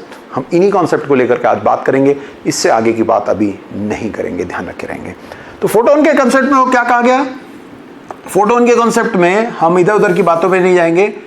जब हमारी लाइट, जो हमारे पास में लाइट होती है, वो जब चलती है तो उसके अंदर क्या होता है? वो एनर्जी पैकेट्स के रूप में होती है, एनर्जी के बंडल्स के रूप में चलती है, एनर्जी के बंडल्स के रूप में चलती है, एनर्जी के बंडल्स। ये जो एनर्जी के बंडल्स हुआ करते हैं, इनकी एनर्जी hc/λ हुआ करती है, या इनकी एनर्जी h न्यू हुआ करती है। ये चीज होगी, hc/λ होगी या h न्यू होगी। मान लीजिए नंबर ऑफ प्रोटॉन्स बहुत सारे हैं, तो हम सीधी सी बात कहेंगे कि टोटल एनर्जी उस जगह पे क्या होगी? एक फोटोन की एनर्जी इंटू n।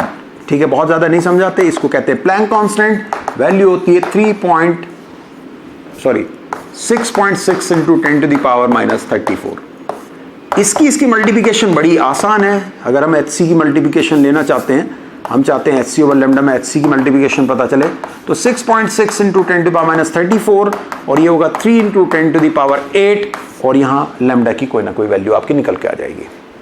जब हम इन दोनों की मल्टीप्लिकेशन को लेकर चलते हैं तो ये होगा 19.8 इंटू 10⁻26। इसको अप्रॉक्स मान के चलेंगे हम 20। That's it. तो ये हुआ हमारे पास में फोटोन का कंसेप्ट, फोटोन की एनर्जी की बात।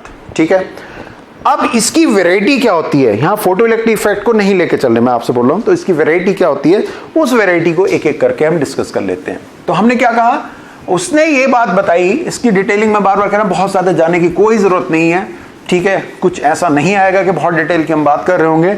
हमारे पास में क्या है, क्या बताया गया? हमें यह बताया गया कि जो आपकी लाइट है, जो इस समय पे लाइट है, वो यहां पर है ना पैकेट्स के रूप में गिर रही है। अगर हम बहुत ज्यादा तेजी से देखें उन्हें, मतलब बहुत जल्दी ब्लिपिंग करके देखें, तो थोड़ी देर के लिए यहां अंधेरा है, थोड़ी देर के लिए यहां रोशनी है। This is fact. मतलब बंडल गिर रहे हैं ऐसे पट पट पट करके। जैसे अगर आपने कभी घर में देखा हो तो पंखा चलता है ना, तो पंखा की पंखड़ियां दिखती हैं हमें, लेकिन जो अगर वो पंखा चलने लगता है तो पंखड़ियां दिखनी बंद हो जाती हैं। हम ये देखना चाहते हैं कि मान लीजिए एक पंखा चल रहा है, उसके अंदर कितनी पंखड़ियां? जनरली 3 होती हैं, 3 होती हैं, लेकिन हमसे कोई कहने लगा कि यार गिन के दिखाओ, उसमें 5 लगा रखी हैं, तो कैसे पता लगाएंगे? तो हमें क्या करना होगा, उसकी फ्रीक्वेंसी पे जाना पड़ेगा। उसकी फ्रीक्वेंसी मतलब जितनी तेजी से वो चल रहा है उतनी तेजी से उसके ऊपर किसी चीज को डालना पड़ेगा। तो जनरली हम लोग क्या करते हैं, जैसे हम बचपन में हुआ करते थे, तो बैटरी ले ली, टॉर्च ले ली, ठीक है, वो जो पंखड़ियां चलती रहती है उस पर जैसे हम टॉर्च डालते थे तो हमें पंखड़ियां गिनती हुई बिल्कुल साफ नजर आती थी कि उसके अंदर 3 है, 4 है। This is fact. 4 पंखड़ियों के पंखे भी होते थे, और वो जो टेबल फैन चलता था तो उसमें भी 4-4 हुआ करती थी। ऊपर वाले भी 4 होते थे, कभी कभी कहीं कहीं पर बहुत बड़े बड़े पंखे हुआ करते थे। ठीक है, तो वहां पे पंखड़ियां आराम से हम गिन लेते हैं, बहुत आराम से हम पंखड़ियां गिन लेते हैं।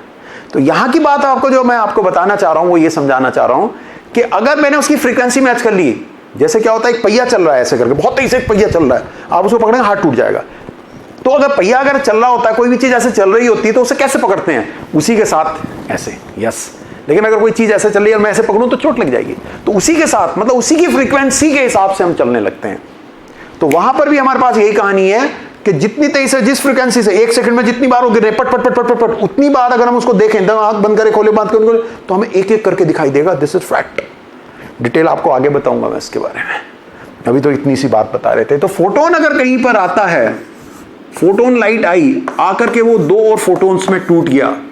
मान लीजिए मेरे पास में hc/λ था, ये हुआ hc/λ1 और ये हुआ hc/λ2। तो हमारे पास में क्या होगा, hc/λ is equal to hc/λ1 plus hc/λ2। ये हो गए कैंसिल। मतलब एक ये फोटोन आया, 2 में टूट गया, तो इसकी एनर्जी इन दोनों की एनर्जी के बराबर होगी। This is known as energy conservation. ये तो आप भी अच्छे से जानते हो, ये किस कंसेप्ट के अकॉर्डिंग काम कर रहा है? एनर्जी कंजर्वेशन के अकॉर्डिंग काम कर रहा है। तो एक क्वेश्चन यहां से बना करता है। दूसरा क्वेश्चन आपका क्या बनेगा?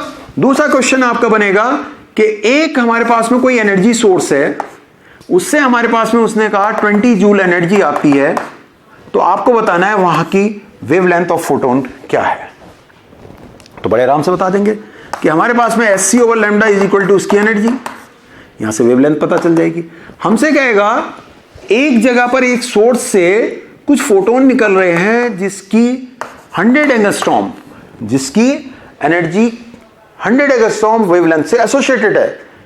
ठीक है, टोटल एनर्जी जो यहां पर फोटोन से पैदा करनी है वो मुझे करनी है मान लीजिए 10 जूल।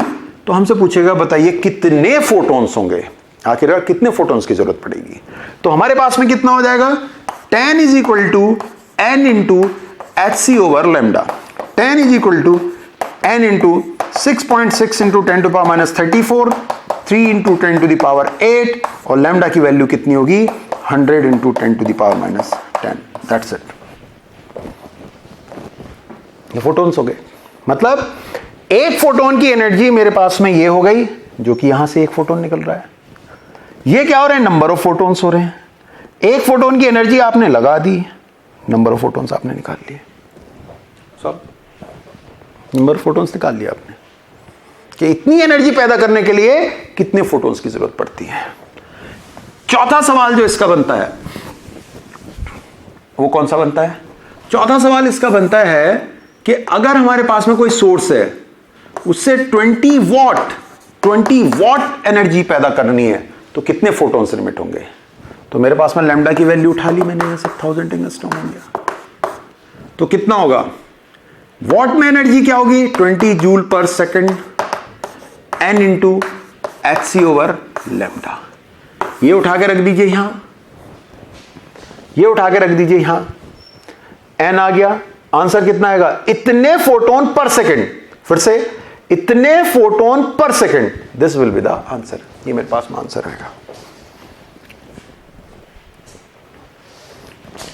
इतने फोटोन्स पर सेकंड, ये मेरे पास में आंसर है।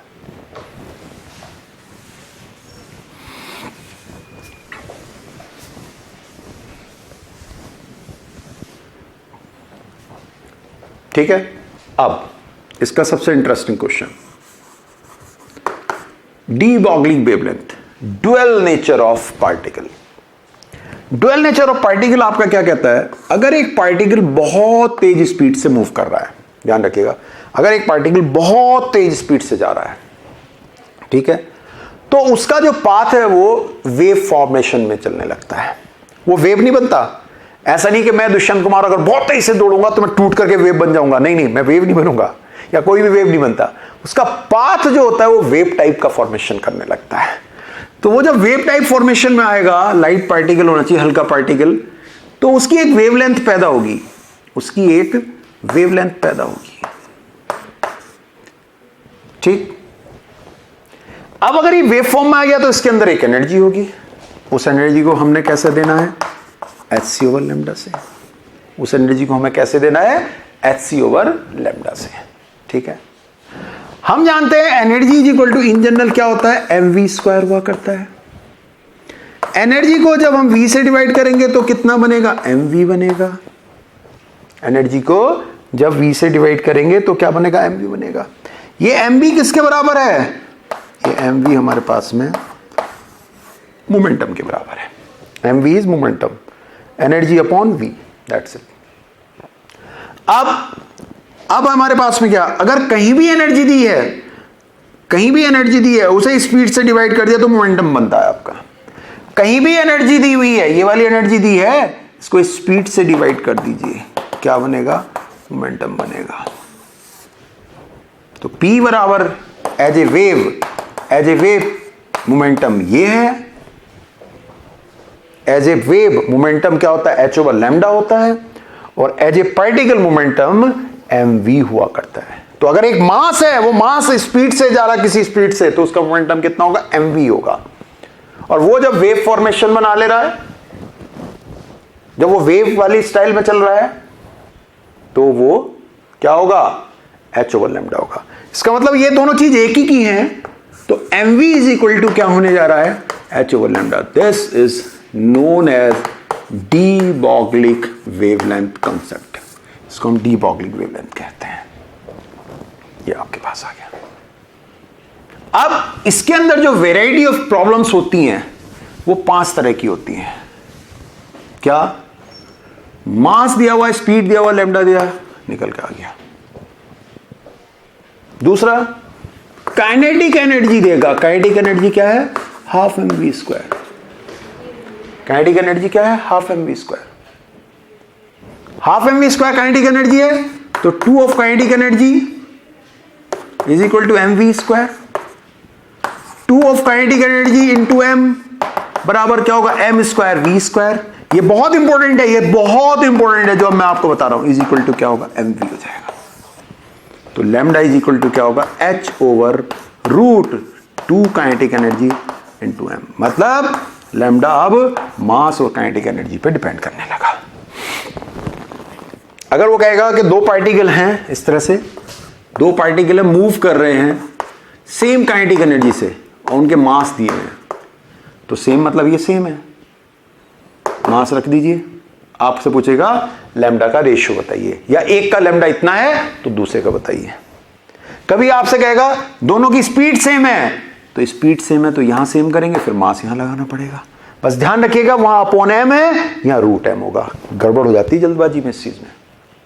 तीसरी बात आपसे क्या कहेगा कि 2 पार्टिकल है या एक पार्टिकल मूव कर रहा है और उसका पोटेंशियल जो है 2 इलेक्ट्रॉन वोल्ट है या 2 वोल्ट है। ये क्या होगा? Potential energy. हमसे कहेगा जो एनर्जी है काइनेटिक एनर्जी वो कितनी है? 2 इलेक्ट्रॉन वोल्ट है। तो 2 इलेक्ट्रॉन वोल्ट का मतलब क्या होगा? 2 इंटू 1.6 इंटू 10⁻⁻19। ये होगी इसकी काइनेटिक एनर्जी। किसके अंदर हुई है? जूल्स में। जूल्स में। अगर उसने आपसे कहा कि एक इलेक्ट्रॉन हमारे पास एक्सीलरेट हो रहा है 20 वोल्ट से, तो उसकी काइनेटिक एनर्जी कितनी होगी? उसकी काइनेटिक एनर्जी होगी 20 eV, मतलब 20 इंटू 1.6 इंटू 10⁻⁻19।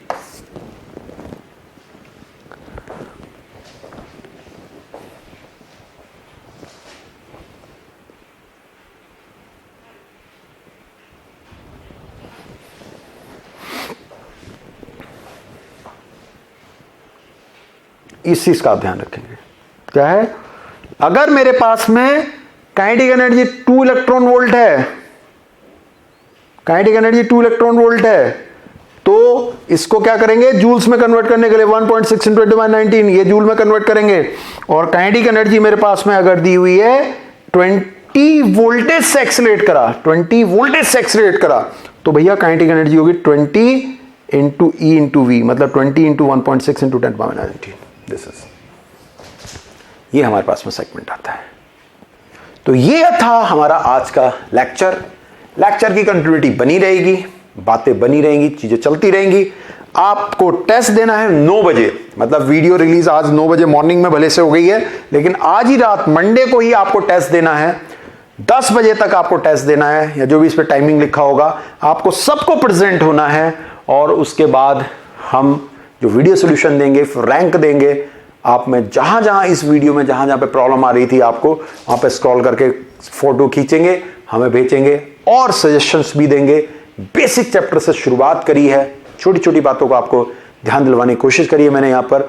और मैं अब आपको कराऊंगा 1 मिनट का जागरण, जाप, बिल्कुल 1 2 3।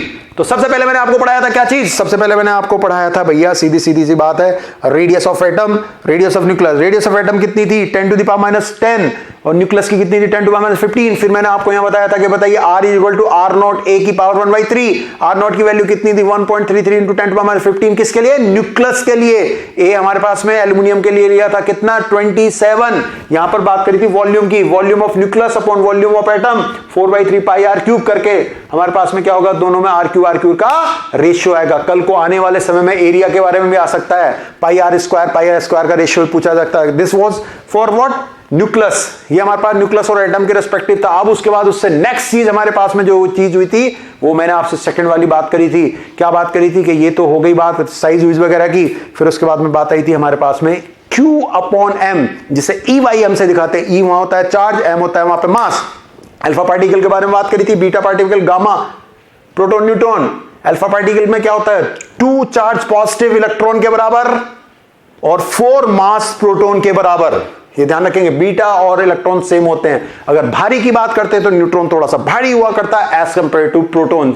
सबसे हल्का होता है इलेक्ट्रॉन। अब उसके बाद नेक्स्ट चीज जो हमारे पास में सबसे ज्यादा इंपॉर्टेंट थी वो हमारे पास में क्या थी, उसको फटाक से दिमाग में फिट कर लेते हैं। वो हमारे पास में क्या थी भैया, कि हम बात कर रहे थे आइसोटोप आइसोबार सब्सिप की, और उससे पहले हमने बात करी थी आपसे रदरफोर्ड एक्सपेरिमेंट।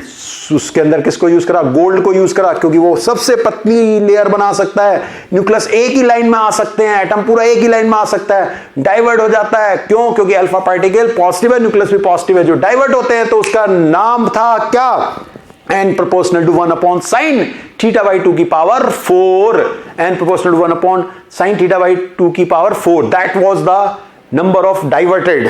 ठीक है, फिर उसके बाद में मैंने आपसे बात करी थी आइसोटोप आइसोबार और आइसोडायफस, जो मैंने कहा था इस बार सस्पेंस में रख करके लास्ट में बताएंगे। आइसो इलेक्ट्रॉनिक में बात करी थी, सबसे इंपॉर्टेंट बात हमारी ये थी कि अगर नंबर ऑफ इलेक्ट्रॉन हो गए हैं हमारे पास में सेम, तो न्यूक्लियस में चार्ज अगर ज्यादा होगा तो रेडियस हो जाएगी छोटी। वन शॉट चल रहा है, ठीक है। हमने कई सारों का एग्जांपल इसके अंदर ले लिया था। फिर हम उसके बाद उससे आगे की ओर बढ़े थे। हमने आपसे एक और चीज बताई थी कि जब इलेक्ट्रॉन, ये शुरू की बात है, मैं भूल गया, थोड़ा सा बता रहा हूं कि number of orbit is equal to number of waves. फिर उसके बाद हमने क्या बात करी, फोटोन्स की। E is equal to hc over lambda क्या होती है, फोटोनिक एनर्जी हुआ करती है। लेकिन इंपॉर्टेंट है, फोटोन अगर टूट जाता है तो उसकी एनर्जी भी बढ़ जाएगी। hc over lambda is equal to hc over lambda 1 plus hc over lambda 2 हो जाया करता है। तीसरी बात हमने ये बात करी थी कि अगर कोई सोर्स हमारे पास है, वहां से अगर कोई फोटोन निकल रहा है, पूछता है बताइए लैम्डा कितनी होगी, तो E is equal to hc over lambda होगा। और अगर मैं आपसे एक बहुत इंपॉर्टेंट बात करता हूं यहां पर, कौन सी बात करता हूं, कि एक चीज यहां पर बहुत इंपॉर्टेंट है, ध्यान रखना जो मैं बोल रहा हूं, क्या, कि अगर मैं आपसे बात करता हूं डी ब्रॉगली वेवलेंथ के कॉन्सेप्ट, तो इसे भूलना नहीं है, इन दो बातों को नहीं भूलना है। ये बहुत आता है, काइनेटिक एनर्जी सेम है तो रूट m बन जाएगा, v सेम है तो ऐसा ही रहेगा। बात आती है पोटेंशियल की, इतना पोटेंशियल दिया हुआ है तो भैया 1.6 इंटू 10⁻19 से मल्टीप्लाई करेंगे या इस तरह से करेंगे। तो ये हमारा फैक्टर था। तो चिंता मत करिए, बिंदास तरीके से लगे रहिए, इससे रिलेटेड जो क्वेश्चंस है उनको करिए, प्रैक्टिस करिए। मिलते हैं कल, आपको मैं फिर मिलूंगा। आप अपनी तरफ से कोई भी सजेशन दे सकते हैं, मेरा व्हाट्सएप नंबर ये है, और मैं जिन जिन बच्चों का मेंटर हूं उनसे तो मैं बातें करता ही रहूंगा। इनिशियल लेवल में हमने बेसिक लेकर के चले हैं, ना ज़्यादा टफ ना ज़्यादा ईजी, लेकिन आगे आगे हम अपने सारे स्टेप्स बताते रहेंगे। ऑर्गेनिक इनऑर्गेनिक में तो पंचिंग देखते रहो, अभी फिजिकल में आपको कैलकुलेशन की ट्रिक्स बताता रहूंगा इसी चैप्टर में। बहुत इंपॉर्टेंट टॉपिक है, 3 से 4 क्वेश्चन आ जाया करते हैं, और आपका एक क्वेश्चन से लेकर 2 क्वेश्चन की स्थिति हमने पूरी कर दी है। अब 2 क्वेश्चनों की स्थिति और बचती है, 2 से 3 क्वेश्चन। देखते हैं अगली बार हम लोग क्या करते हैं। तो अच्छे रहिए, मस्त रहिए, कॉन्सेप्ट में बिंदास तरीके से वर्क करते रहिए। ऑल द बेस्ट यार फॉर एग्जाम।